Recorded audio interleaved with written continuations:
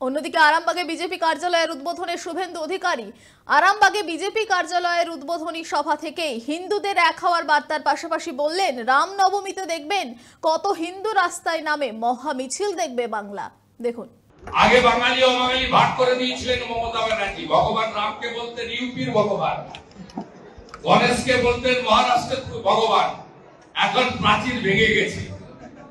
আমাদের মহিলারাও এখন ছট পুজোয় ব্রতী থাকে।